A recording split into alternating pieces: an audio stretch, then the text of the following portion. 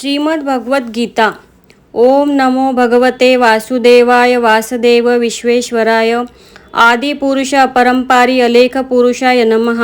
जगतबंधु ज्योति स्वरूप जिय की जाननहार हरियश मांगन आयो दास प्रभु के द्वार। जो अर्जुन को श्री भगवान जी ने गीता ज्ञान दिया है वही मुझको मिले। भयभंजन भगवान श्री कृष्ण चंद्र जी से किशोरदास मांगता है, हे प्रभु गीता ज्ञान के उच्चारण करने से तेरे पूर्ण ब्रह्म को पाता है। हे प्रभु आपकी शरण में पड़ा हूँ। किशोरदास और कृष्णदास जो दीन गरीब है, और आप कैसे हो जो संतों की विनय को मान लेते हो। हे कमलावल्लभ श्री कृष्ण भगवान जी, हे कृपा निधान जी, तेरे संतों एवं भक्तों के वास्ते मैं यह गीता ज्ञान सरल भाषा में कहता हूँ। जब कौरव और पांडव महाभारत के युद्ध को चले तब राजा धृतराष्ट्र ने कहा, मैं भी युद्ध देखने चलूं। तब श्री वेदव्यास जी बोले, हे राजन नेत्रों के बिना कैसे देखोगे। तब धृतराष्ट्र ने कहा, हे प्रभु जी देखूंगा नहीं तो श्रवण तो करूंगा। तब व्यास जी बोले, हे राजन तेरा सारथी संजय जो कुछ महाभारत के युद्ध की लीला कुरुक्षेत्र में होंगी सो तुझे यहाँ बैठे ही श्रवण करवाएगा। वेद व्यास जी के मुख से यह वचन सुन संजय ने विनय करी, हे प्रभु यहाँ हस्तिनापुर में कुरुक्षेत्र की लीला मैं कैसे जानूंगा तथा राजा से किस भांति कहूँगा। तब व्यास जी ने प्रसन्न होकर संजय से कहा, हे संजय मेरी कृपा से तुझे यहाँ से दिखाई देगा।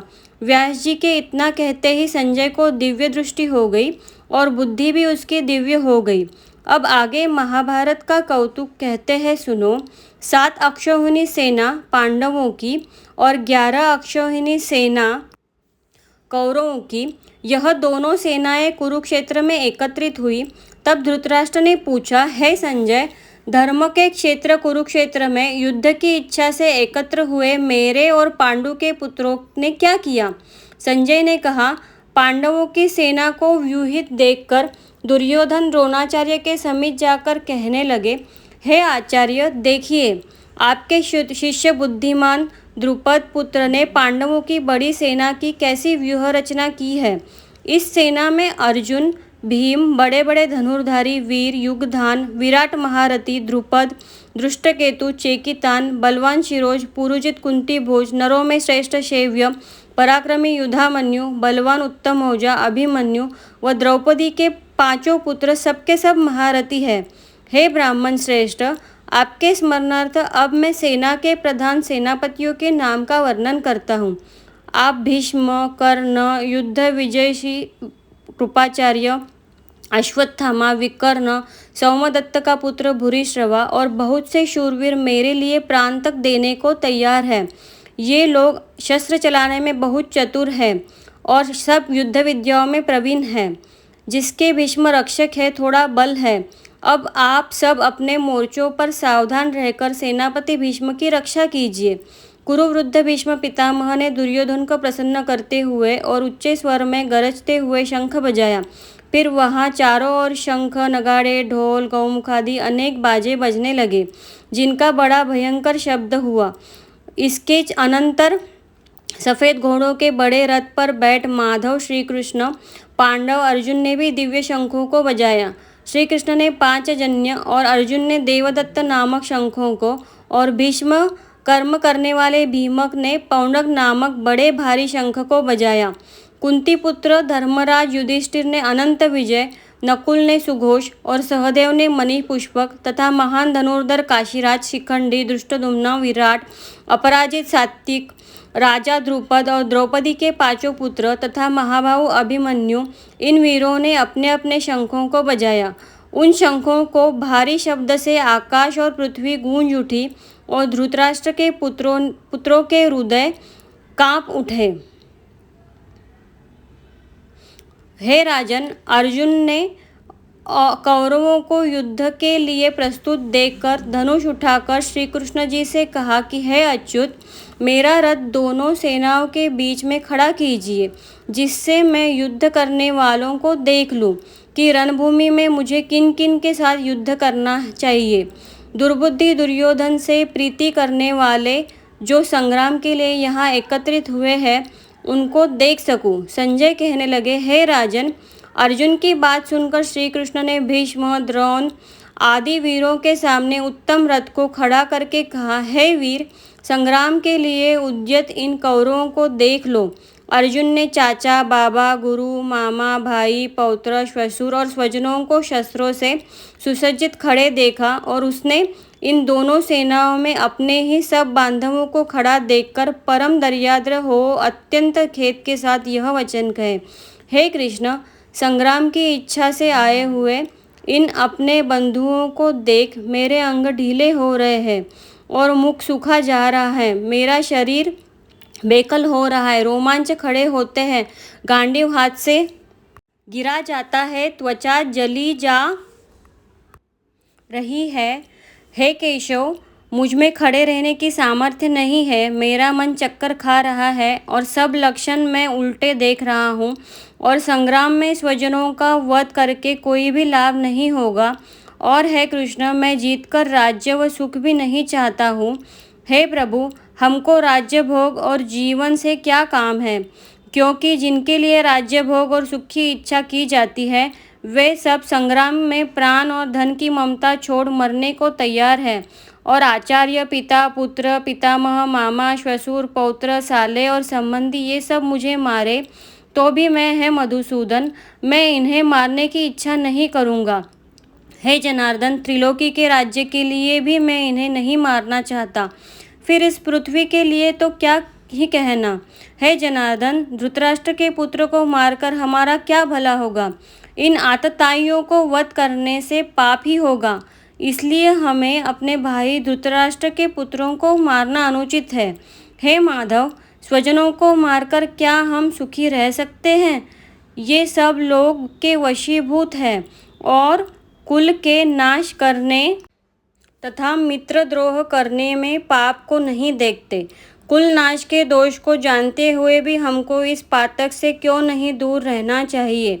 कुल का नाश होने से कुल के प्राचीन धर्म नष्ट हो जाते हैं, फिर धर्म नाश होने से कुल में पाप बढ़ता है। हे श्री कृष्ण, पाप से कुल की स्त्रियां व्यभिचारिणी हो जाती है, जिनसे वर्णसंकर संतान उत्पन्न होती है। यह वर्णसंकर जिन पुरुषों ने कुल को नष्ट किया है उनको तथा उस कुल को नरक में पहुंचाते हैं, क्योंकि श्राद्ध तर्पणादि बंद हो जाते हैं। वर्णसंकर बनाने वाले दोनों से कुल ध्वंसकों के जाति धर्म और कुल धर्म निरंतर नाश हो जाते हैं। हे जनार्दन, मैंने बार बार सुना है कि कुल धर्म नष्ट होने से निश्चय कर नरकवास करना होता है। हाय, हम बड़ा पातक करने को तैयार है, जो राज्य सुख के लाभ से अपने स्वजनों को ही मारने की कोशिश कर रहे हैं। यदि धृतराष्ट्र के पुत्र मुझे शस्त्र रहित एवं उपायहीन का रणभूमि में वध कर भी दे तो मेरा बहुत कल्याण हो। संजय, हे राजन, यह कहकर अत्यंत दुखित होकर अर्जुन ने उसी समय धनुष बाण फेंक दिया और रथ के पिछले भाग में जा बैठा। इति श्रीमद् भगवद गीता का प्रथम अध्याय समाप्त। प्रथम अध्याय का महात्म्य। एक समय पार्वती जी ने पूछा, हे महादेव जी, किस ज्ञान के बल से आपको संसार के सब लोग शिव कहकर पूछते हैं? जो मृगछाला ओढ़े, सब अंगों में श्मशानों की विभूति लगाए, गले में सर्प और नरमुंड की माला पहने हुए है, इनमें तो कोई पवित्र नहीं, फिर आप इस ज्ञान से पवित्र माने जाते हो, यह आप कृपा कर कहिए। श्री महादेव जी बोले, हे प्रिय, सुनो, गीता ज्ञान को हृदय में धारण करने से मैं पवित्र माना जाता हूँ और इस ध्यान से मुझे बाहर के कर्म नहीं व्यापते। तब पार्वती जी ने कहा, हे भगवान, जिस गीता ध्यान की आप ऐसी स्तुति करते हैं उसके श्रवण करने से कोई कृतार्थ भी हुआ है? तब श्री महादेव जी ने कहा, इस ज्ञान को सुनकर बहुत से जीव कृतार्थ हुए हैं और आगे भी होंगे। मैं तुमसे एक पुरातन कथा कहता हूँ, तुम श्रवण करो। एक समय पाताल लोक में शेषनाग की शैया पर श्री नारायण जी नेत्र मूंदकर आनंद में मग्न थे। उस समय भगवान के चरण चापती हुई श्री लक्ष्मी जी ने पूछा, हे प्रभु, निद्रा और आलस्य तो उन पुरुषों को व्यापता है जो पुरुष तामसी है, फिर आप तो तीनों गुणों से अतीत हो। श्री नारायण प्रभु वासुदेव हो, आप जो नेत्र मूंद रहे हो यह मुझको बड़ा आश्चर्य है। श्री नारायण जी बोले, हे लक्ष्मी, मुझको निद्रा आलस्य नहीं व्यापता। एक शब्द रूप जो श्रीमद् भगवत गीता है उसमें जो ज्ञान उसके आकार रूप है, जैसे यह गीता शब्द रूप अवतार है, इस गीता में यह अंग है। 5 अध्याय मेरा मुख है, 5 अध्याय मेरा भुजा है, 5 अध्याय मेरा हृदय और मन है, और 16वां अध्याय मेरा उदर है, 17वां अध्याय मेरी जंघा है, और 18वां अध्याय मेरे चरण है। गीता के श्लोक ही मेरी नाड़ियाँ है, और जो गीता के अक्षर है वही मेरे रोम है।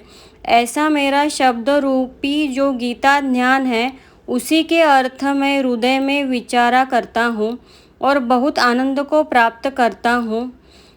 लक्ष्मी बोली, हे श्री नारायण जी, जब श्री गीता जी का ज्ञान इतना है तो उसको सुनकर कोई जीव कृतार्थ भी हुआ है, सो मुझसे कहो। तब श्री नारायण जी ने कहा, हे लक्ष्मी, गीता ज्ञान को सुनकर बहुत से जीव कृतार्थ हुए हैं, सो तू श्रवण कर। एक शूद्र वर्ण प्राणी था जो चांडालों के कर्म करता था और तेल लवण का व्यापार करता था। उसने एक बकरी पाली। एक दिन वह बकरी चराने को वन में गया और वृक्षों के पत्ते तोड़ने लगा। वहाँ उसे एक सर्प ने डस लिया, जिससे वह तुरंत मर गया। मरकर उसने बहुत नरक भोगे। फिर बैल का जन्म पाया। उस बैल को फिर भिक्षुक ने मोल ले लिया।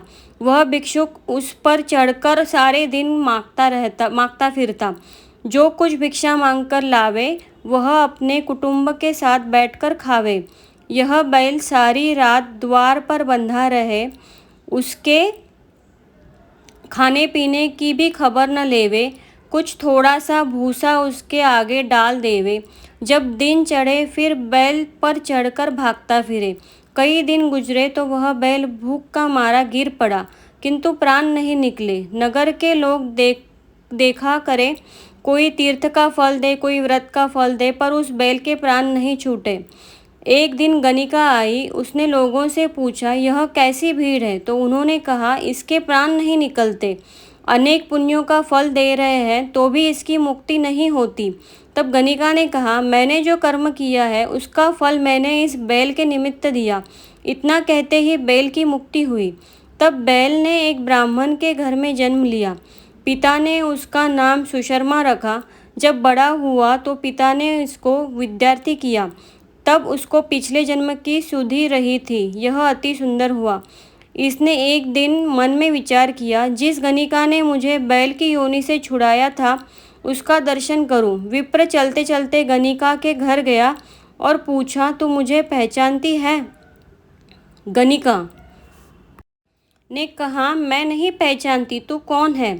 मेरी तेरी क्या पहचान, तू विप्र और मैं वैश्या। तब विप्र ने कहा, मैं वही बैल हूँ जिसको तुमने अपना पुण्य दिया था। तब मैं बैल की योनि से छूटा था, अब मैं विप्र के घर में जन्मा हूँ। तू अपना वह पुण्य बता। गणिका ने कहा, मैंने अपने जाने कोई पुण्य नहीं किया, परंतु मेरे घर एक तोता है, वह कुछ सवेरे पढ़ता है, मैं उसके वाक्य सुनती हूँ। उस पुण्य का फल मैंने तेरे निमित्त दिया था। तब विप्र ने तोते से पूछा कि तू सवेरे क्या पढ़ता है? तोते ने कहा, मैं पिछले जन्म में विप्र का पुत्र था। पिता ने मुझे गीता के पहले अध्याय का पाठ सिखाया था। एक दिन मैंने कहा, तुझको गुरु ने क्या पढ़ाया है? तब गुरुजी ने मुझे श्राप दिया कि तू सुआ हो जा। तब मैं सुआ हुआ। एक दिन फंदक मुझे पकड़ ले गया। एक विप्र ने मुझे मोल ले लिया। वह विप्र भी अपने पुत्र को गीता का पाठ सिखाता था। तब मैंने यह पाठ सीख लिया। उसी दिन विप्र के घर में चोर घुस पड़े। उसको धन तो प्राप्त न हुआ, किंतु वह मेरा पिंजरा उठा ले गए। उनकी यह गणिका मित्र थी, वह मुझे इसके पास ले आए। सो मैं नित्य प्रातः श्री गीता जी के पहले अध्याय का पाठ करता हूँ। यह गणिका भी सुनती है, पर इस गणिका की समझ में नहीं आता। जो मैं पढ़ता हूँ वही इस गणिका ने तेरे निमित्त दिया था। वह श्री गीता जी के पहले अध्याय के पाठ का फल है। तब विप्र ने कहा, हे तोते, तू भी विप्र है, मेरे आशीर्वाद से तेरा कल्याण हो। सो हे लक्ष्मी, विप्र के इतना कहते ही वह तोता भी मुक्ति को प्राप्त हुआ। तब गणिका ने मेरे बुरे कर्म छोड़ भले कर्म ग्रहण किए, नित्य प्रति स्नान करे और श्री गीता जी के प्रथम अध्याय का पाठ करे। इससे उसकी भी मुक्ति हुई। श्री नारायण जी ने कहा, है लक्ष्मी जी, जो कोई अनजानकर भी गीता जी का पाठ करे या श्रवण करे उसको मुक्ति मिलेगी। प्रथम अध्याय का महात्म्य समाप्त।